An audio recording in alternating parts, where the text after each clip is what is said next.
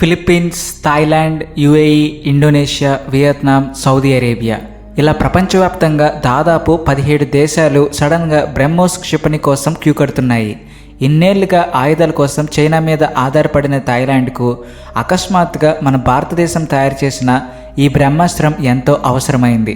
గంటకు 3700 కిలోమీటర్ల వేగంతో దూసుకెళ్లే ఈ క్షిపణి కోసం ఇంతలా ఎగబడడానికి బలమైన కారణం ఉంది. చైనాకు వ్యతిరేకంగా ఈ ఒప్పందం చేసుకోవట్లేదని బ్యాంకాక్ పైకి కవరింగ్ ఇస్తున్న తెర వెనుక అసలు కథ వేరే నడుస్తుంది. ఈ నీటి అడుగున హతమార్చే క్షిపణిని ఎవరి కోసం రెడీ చేస్తున్నారు? ఆగ్నేషియాలో ఏదైనా పెద్ద యుద్ధం ముంచుకొస్తుందా అనే అనుమానాలు వస్తున్నాయి. సముద్రం అడుగున ఒక పెద్ద గేమ్ ఆఫ్ థ్రోన్స్ నడుస్తుంది, కానీ మెయిన్ స్ట్రీమ్ మీడియా ఈ విషయాలు ఏమీ చెప్పదు. కానీ ఇలాంటి ఇంట్రెస్టింగ్ విషయాల గురించి తెలుసుకోవాలంటే మాత్రం ఇప్పుడే ఛానల్ సబ్స్క్రైబ్ చేసుకుని కామెంట్ సెక్షన్లో జై హింద్ అని రాయండి. అమెరికా వాడే అత్యంత శక్తివంతమైన F-35 ఫైటర్ జెట్ను అచ్చుగుద్దినట్టు కాపీ కొట్టి J-20 జెట్ను రెడీ చేసిన చైనా కేవలం 30 కోట్ల రూపాయలు విలువ చేసే మన బ్రహ్మోస్ ముందు తల వంచుతుంది. ఆ డ్రాగన్ కంట్రీ దీన్ని విప్పతీసి కాపీ కొట్టాలని చూసినా ఆ క్షిపణి గాలిలోనే ముక్కలైపోతుంది. ఒకప్పుడు బయట దేశాల నుంచి ఆయుధాలు కొనుక్కునే స్థాయికి మాత్రమే పరిమితమైన మన భారత్ ఇప్పుడు ప్రపంచంలోనే అత్యంత ప్రాణాంతకమైన క్షిపణిని తయారు చేసే రేంజ్కి ఎదిగింది. బీరువాలు తయారు చేసే గోద్రేజ్ కంపెనీ, అలాగే సోలార్ ఇండస్ట్రీస్ లాంటి ప్రైవేట్ కంపెనీలు కలిసి బ్రహ్మోస్కు మెదడు, గుండెకాయ లాంటి భాగాలను తయారు చేస్తున్నాయి. ఒకప్పుడు 13 కోట్లు ఖర్చయ్యే ఈ వ్యవస్థను 40 కోట్ల రూపాయలకి డెవలప్ చేసి కేవలం 13% స్వదేశీ పరిజ్ఞానంతో మొదలైన క్షిపణిని 80% స్వదేశీ క్షిపణిగా మార్చేశాయి. ఈ దెబ్బకు అడ్వాన్స్డ్ టెక్నాలజీ ఉన్న రష్యా కూడా ఆశ్చర్యపోయింది. చైనా నుంచి అమెరికా దాకా అందరినీ నిద్ర లేకుండా చేస్తున్న బ్రహ్మోస్ క్షిపణి వెనుక అసలు రహస్యం చాలా ఆసక్తికరంగా ఉంటుంది. ఆగ్నేషియా నుంచి మధ్యప్రాచ్యం దాకా ఉన్న దేశాలన్నీ బ్రహ్మోస్ కొనడానికి ఎందుకు అంతలా ఆసక్తి చూపిస్తున్నాయో చూస్తే అమెరికా గొప్పగా చెప్పుకునే టామ్ హాక్, ఫ్రాన్స్ తయారు చేసే ఎక్సోసెంట్ లాంటివన్నీ కేవలం సబ్సోనిక్ క్షిపణులే. అంటే గంటకు కేవలం 800 నుంచి 900 కిలోమీటర్ల వేగంతో మాత్రమే వెళ్తాయి. ఇలాంటివి శత్రువుల నౌక దగ్గరికి వెళ్ళినప్పుడు రేడార్లు ఎంతో ఈజీగా చాలా దూరం నుంచే పసిగట్టేసి గాలిలోనే కూల్చేస్తాయి. కానీ బ్రహ్మోస్ మ్యాటర్ అలా కాదు. ఇదొక పవర్ఫుల్ సూపర్ సోనిక్ క్రూయిజ్ క్షిపణి. ధ్వని వేగానికి 3 రెట్లు అంటే మ్యాక్ 3 స్పీడ్తో దూసుకెళ్తుంది. గంటకు 3700 కిలోమీటర్ల ఈ భయంకరమైన స్పీడ్ చూస్తే శత్రువుల ఎయిర్ డిఫెన్స్ సిస్టమ్స్కు కానీ రేడార్లకు కానీ రియాక్ట్ అయ్యే టైం అస్సలు దొరకదు. ఇందులో గతి, శక్తి అనబడే ఒక లాజిక్ ఉంది. బ్రహ్మోస్ బరువు అక్షరాల 3000 కిలోలు. అంత బరువైన వస్తువు ఆ రేంజ్ స్పీడ్తో వెళ్ళి టార్గెట్ను గుద్దితే అందులో ఎలాంటి మందుగుండు సామాగ్రి కానీ బాంబులు కానీ లేకపోయినా శత్రు నౌక ముక్కలైపోవాల్సిందే. మామూలుగా క్షిపణులను అడ్డుకోవడానికి శత్రువుల నౌకల్లో రేడార్తో పనిచేసే గ్యాట్లింగ్ గన్లు ఉంటాయి. ఇవి నిమిషానికి 1000 రౌండ్ల బుల్లెట్లను కాల్చి క్షిపణులను నాశనం చేయగలవు. అమెరికా వాడే ఫాలెక్స్ కానీ రష్యా వాడే AK-630 సిస్టమ్స్ కానీ ఇలాగే పనిచేస్తాయి. కానీ బ్రహ్మోస్ వీటి కళ్ళు గప్పి తప్పించుకునే తీరు చూస్తే నిజంగా మైండ్ బ్లాక్ అవుతుంది. ఇది సముద్రం మీదుగా వెళ్ళేటప్పుడు చివరి స్టేజ్కి వచ్చేసరికి సముద్రపు అలలకు కేవలం 5 నుంచి 10 మీటర్ల ఎత్తులో మాత్రమే ప్రయాణిస్తుంది. దీన్నే సీ స్కిమ్మింగ్ అంటారు. భూమి గుండ్రంగా ఉండడం, పైగా ఇది అంత తక్కువ ఎత్తులో వెళ్ళడం వల్ల ఇది నౌకకు 25 కిలోమీటర్ల దగ్గరికి వచ్చేంత వరకు శత్రు రేడార్లు దీన్ని అస్సలు కనిపెట్టలేవు. దానికున్న స్పీడ్ వల్ల తప్పించుకోవడానికి టార్గెట్కి కేవలం 20 సెకండ్ల టైం మాత్రమే దొరుకుతుంది. గుద్దడానికి సరిగ్గా కొన్ని క్షణాల ముందు బ్రహ్మోస్ నేరుగా వెళ్ళి గుద్దకుండా గాలిలోనే ఇంగ్లీష్ అక్షరం ఎస్ ఆకారంలో తిరుగుతూ తన డైరెక్షన్ను విపరీతంగా మార్చేసుకుంటుంది. దీన్నే ఎస్ విన్యాసం అంటారు. ఇంత స్పీడ్తో కుడికి ఎడమకు హఠాత్తుగా తిరగడం వల్ల తర్వాత సెకండులో క్షిపణి ఎక్కడ పడుతుందో శత్రువుల కంప్యూటర్లు అంచనా వేయలేవు. శత్రువులు తమ తుపాకులను అటు తిప్పేలోపే బ్రహ్మోస్ తన ప్లేస్ మార్చేస్తుంది. ఆ తర్వాత అకస్మాత్తుగా గాలిలోకి పైకి లేచి సరిగ్గా నౌక డెక్కుకు పైన 90 డిగ్రీల యాంగిల్లో నిలువుగా కిందకు దూసుకొస్తుంది. ఓడల్లో ఉండే రేడార్లు అంత స్పీడ్తో పైకి కాల్చలేవు. పైగా ఓడ డెక్ చాలా తక్కువ ప్రొటెక్షన్ ఉండే భాగం. ఈ క్షిపణి ఆ డెక్ను గుద్దుకుని కిందకు వెళ్తే ఆ ఓడ పని ఇక గోవింద. ప్రపంచంలో ఏ దేశం ఆయుధాలు తయారు చేసినా కాపీ కొట్టే చైనా బ్రహ్మోస్ను ఎందుకు కాపీ కొట్టలేకపోతుందంటే ఇందులో మన భారత్ సొంతంగా డెవలప్ చేసిన నావిగేషన్ సిస్టమ్ వాడారు.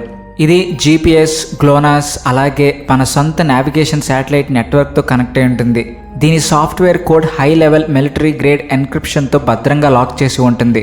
ఒకవేళ చైనా బ్రహ్మోస్ క్షిపణిని దొంగలించి హ్యాక్ చేయాలని చూసినా సరైన పాస్వర్డ్ లేకపోతే ఆ సిస్టమ్ డేటా మొత్తాన్ని వెంటనే ఆటోమేటిక్గా డిలీట్ చేసి నాశనం చేస్తుంది. లాస్ట్ మినిట్లో టార్గెట్ను పట్టుకునే రేడార్ సీకర్ను మన DRDO అద్భుతంగా తయారు చేసింది. అది ఎంతో రద్దీగా ఉండే ప్లేస్లో కూడా కరెక్ట్ బిల్డింగ్ను ఓడను పర్ఫెక్ట్గా గుర్తుపట్టగలదు. సాఫ్ట్వేర్ కన్నా ఇందులో వాడిన టెక్నాలజీ ఇంకా పెద్ద టాస్క్. క్షిపణి వెళ్లే స్పీడ్కి గాలి రాపిడి వల్ల బయట టెంపరేచర్ విపరీతంగా పెరిగిపోయి మామూలు ఇనుము కూడా కరిగిపోతుంది. ఆ వేడి నుంచి కాపాడడానికి లోపల అల్యూమినియం అలాయ్, స్టెయిన్లెస్ స్టీల్ వాడతారు. వేరువేరు టెంపరేచర్స్ దగ్గర కరిగే రెండు లోహాలను కలపడం ఇంజనీరింగ్ ప్రపంచంలోనే చాలా కష్టమైన పని. వీటిని మామూలు వెల్డింగ్ చేసి కలపలేరు. పూణేకి చెందిన ఒక సంస్థ ఫ్రిక్షన్ వెల్డింగ్ టెక్నాలజీతో మంట వాడకుండా రెండు లోహాలను విపరీతమైన స్పీడ్తో రుద్దడం వల్ల పుట్టే వేడితో అతుకుతుంది. ఈ వెల్డింగ్ ఎప్పుడూ ఫెయిల్ అవ్వదు. ఒకవేళ చైనా ఈ టెక్నిక్ లేకుండా కాపీ కొట్టి తయారు చేసిన ఆ రేంజ్ స్పీడ్కి వెళ్ళగానే వెల్డింగ్ విరిగిపోయి గాలిలోనే పేలిపోతుంది. దానికి తోడు రష్యా తయారు చేసిన లిక్విడ్ రామ్జెట్ ఇంజిన్ దానికి ఆ రేంజ్ స్పీడ్ ఇస్తుంది. దీనిలో తిరిగే పార్ట్స్ ఏమీ ఉండవు. భయంకరమైన ప్రెషర్తో గాలిని లాక్కుని ద్రవ ఇంధనంతో కలిపి పేలుస్తుంది. గాలి రావడం, ఇంధనం మండడం మధ్య బ్యాలెన్స్ ఎంత పర్ఫెక్ట్గా ఉండాలంటే చిన్న తేడా వచ్చిన ఇంజిన్ ఆగిపోతుంది. బ్రహ్మోస్ 90 డిగ్రీల ఎస్టర్న్ తీసుకున్నప్పుడు పడే విపరీతమైన గ్రావిటీ ఫోర్స్ను తట్టుకోవాలంటే పార్ట్స్ అమరిక మిల్లీమీటర్ లెవెల్లో ఖచ్చితంగా ఉండాలి. చైనా బయట డిజైన్ కాపీ చేసిన ఆ టర్న్ తిరగగానే వాళ్ళ క్షిపణి మొక్కలైపోవడం పక్కా. 98లో బ్రహ్మోస్ ప్రాజెక్టు మొదలుపెట్టినప్పుడు 300 కిలోమీటర్ల కంటే ఎక్కువ రేంజ్ ఉన్న క్షిపణులను వేరే దేశాలకు అమ్మకూడదనే అంతర్జాతీయ రూల్స్ ఉండేవి. మన దేశానికి అప్పట్లో మెంబర్షిప్ లేకపోవడం వల్ల రేంజ్ను ఉద్దేశపూర్వకంగా 290 కిలోమీటర్లకే ఆపేశారు. ఇన్నేళ్లుగా మన బ్రహ్మాస్త్రం ఆ లిమిట్లోనే ఉండిపోయింది. 2016లో భారత్ వేసిన ఒక మాస్టర్ స్ట్రోక్ దౌత్యంతో అధికారికంగా ఆ గ్రూప్లో ఫుల్ టైం మెంబర్ అయిపోయింది. ఆ మెంబర్షిప్ రాగానే మన మీద ఉన్న లిమిట్ దానంతటదే ఎగిరిపోయింది. క్షిపణి పరిమాణాన్ని మార్చకుండా కేవలం సాఫ్ట్వేర్ను అప్డేట్ చేసి గాలి రాపిడి తక్కువ ఉండేలా 15 కిలోమీటర్ల ఎత్తులో ప్రయాణించేలా ప్రోగ్రాం చేశారు. దీనివల్ల ఇంధనం ఆదా అయ్యి బ్రహ్మోస్ రేంజ్ 500 కిలోమీటర్లకు పెరిగింది. అక్కడితో ఆగకుండా దాన్ని 800 కిలోమీటర్లకు పెంచాలని డిసైడ్ అయ్యారు. దీనికోసం ఇంజన్లో అడ్వాన్స్డ్ మెటీరియల్స్ వాడారు. బూస్టర్ను ఇంకా పవర్ఫుల్ చేశారు. ఈరోజు మన సుకోయ్ ఫైటర్ జెట్స్ మన బోర్డర్లో ఎగురుతూనే శత్రు దేశంలో 800 కిలోమీటర్ల లోపల ఉన్న ఏ టార్గెట్నైనా ఈజీగా పౌడర్ చేసేయగలవు. ఇప్పుడు 1500 కిలోమీటర్ల రేంజ్ కోసం సన్నాహాలు చేస్తున్నారు. శాటిలైట్స్తో డైరెక్ట్ డేటా లింక్ ఏర్పాటు చేస్తున్నారు. దీనివల్ల క్షిపణి గాలిలో ఉండగానే కొత్త టార్గెట్ గురించి సమాచారం అందుకుని వెళ్ళి కొట్టేస్తుంది. బ్రహ్మోస్ను కేవలం ఒకే ప్రభుత్వ ఫ్యాక్టరీలో చేయట్లేదు. DRDO 200కు పైగా ప్రైవేట్ ప్రభుత్వ కంపెనీలను ఒక టీమ్గా మార్చింది. గోద్రేజ్ ఏరోస్పేస్ ఎయిర్ ఫ్రేమ్ తయారు చేస్తే LMT కంపెనీ లాంచ్ సిస్టమ్స్ చూసుకుంటుంది. చెన్నైకి చెందిన డేటా ప్యాటర్న్స్ దీనికి మెదడు లాంటి ఫైర్ కంట్రోల్ సిస్టమ్ రెడీ చేస్తుంది. సోలార్ ఇండస్ట్రీస్ బూస్టర్ వార్ హెడ్ను తయారు చేస్తుంది. ఇవన్నీ హైదరాబాద్ తీసుకొచ్చి ప్లగ్ అండ్ ప్లే లాగా కనెక్ట్ చేస్తారు. ఈ ప్రైవేట్ కంపెనీల వల్లే బ్రహ్మోస్ ఇంత భారీ స్థాయిలో ప్రొడక్షన్ జరుగుతుంది. అందుకే ఇతర దేశాలకు టైంకి డెలివరీ ఇవ్వగలుగుతున్నాము. బ్రహ్మోస్ ఎన్నాళ్ళైనా పాడవకుండా ఉండడానికి హైటెక్ ట్యూబ్ వాడతారు. గాలి చొరబడకుండా సీల్ చేసి నైట్రోజన్ గ్యాస్ నింపుతారు. దీనివల్ల ఎలక్ట్రానిక్ పార్ట్స్ తుప్పు పట్టవు. దీనికి 15 ఏళ్ల వారంటీ ఉంటుంది. కాల్చడానికి దీన్ని బయటకు తీయాల్సిన పనే లేదు. ట్యూబ్ లోపలే ఆన్ చేసి వదిలేస్తే మూత చీల్చుకుని బయటకు దూసుకొస్తుంది. మన దేశంలోని సైనిక స్థావరాల్లో ఇవి ఎప్పుడు యుద్ధానికి సిద్ధంగా ఉంటాయి. దీని రేటు విషయానికి వస్తే మార్కెట్లో బ్రహ్మోస్ రేట్ 25 నుంచి 35 కోట్లు ఉంటుంది. అమెరికా, ఫ్రాన్స్ క్షిపణులు కూడా దాదాపు అదే రేటు ఉన్న వాటికి బ్రహ్మోస్ రేంజ్ పవర్ అస్సలు లేదు. బ్రహ్మోస్తో ఉన్న అతిపెద్ద ప్లస్ ఏంటంటే 100 కోట్లలో ఖరీదు చేసే శత్రు నౌకను ఇది శాశ్వతంగా నీటి అడుగున పాతేస్తుంది. పైగా అమెరికా, చైనా లాగా భారత్ ఎలాంటి కండిషన్స్ పెట్టదు. ఏ దేశం కొంటే ఆ దేశం వాళ్ళ ఇష్టం వచ్చినట్టు స్వేచ్ఛగా వాడుకోవచ్చు. అందుకే ఫిలిప్పీన్స్ భారీ డీల్ కుదుర్చుకుని డెలివరీలు కూడా తీసేసుకుంది. ఇండోనేషియా కూడా ఒప్పందం కుదుర్చుకుంది.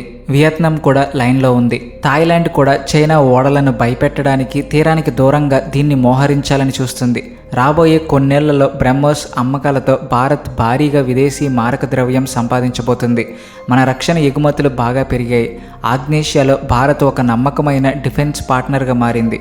మన యాక్ట్ ఈస్ట్ పాలసీ కేవలం మాటలకే పరిమితం కాలేదు. భవిష్యత్తులో బ్రహ్మోస్ ఎన్జీ అనే మరో మోడల్ రాబోతుంది. ఇది కేవలం 6 మీటర్ల పరిమాణంతో చాలా తక్కువ బరువుండి మ్యాక్ 3.5 స్పీడ్తో వెళ్తుంది. దీన్ని మన తేజస్ విమానాలు కూడా మోసుకెళ్లగలవు. లక్నోలో దీని ఫ్యాక్టరీ కూడా రెడీ అయింది. ఇక అగ్రరాజ్యాలకు ముచ్చెమటలు పట్టిస్తున్న మరో ప్రయోగం బ్రహ్మోస్ 2. ఇది ప్రపంచాన్ని హైపర్సోనిక్ యుగంలోకి తీసుకెళ్తుంది. దీని స్పీడ్ మ్యాక్ 8 దాకా ఉంటుంది, అంటే గంటకు 10,000 కిలోమీటర్లు. ఈ విపరీతమైన స్పీడ్కి గాలి రాపిడి వల్ల క్షిపణి చుట్టూ ప్లాస్మా మేఘం ఏర్పడుతుంది. ఆ ప్లాస్మా రేడార్ తరంగాలను లాగేసుకోవడం వల్ల ఏ రేడార్ కూడా దీన్ని అస్సలు కనిపెట్టలేదు. దీన్ని ఏ రక్షణ వ్యవస్థ ఆపలేదు.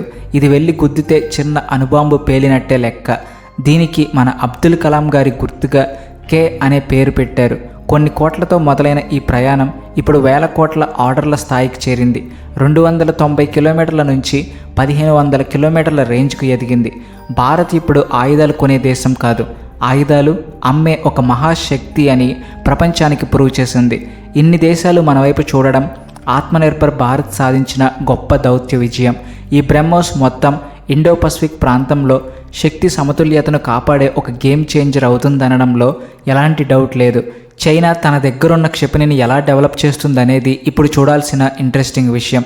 ఈ వీడియో కనుక మీకు నచ్చినట్లయితే please like and share and also thanks for watching.